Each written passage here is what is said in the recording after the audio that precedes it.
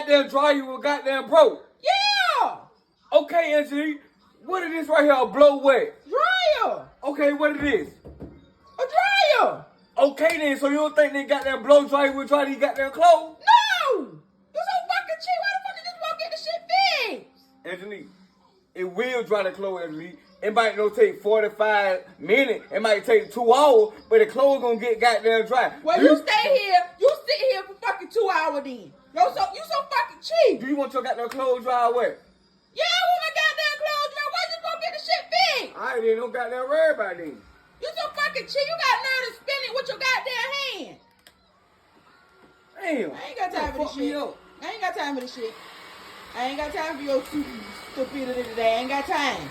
Cause you look the fuck stupid. What's it? Cut the goddamn blow dry off. Cut the goddamn blow dry off with your Man, stupid get it ass. for the hour and 30 goddamn minutes. Do you need your goddamn clothes dry?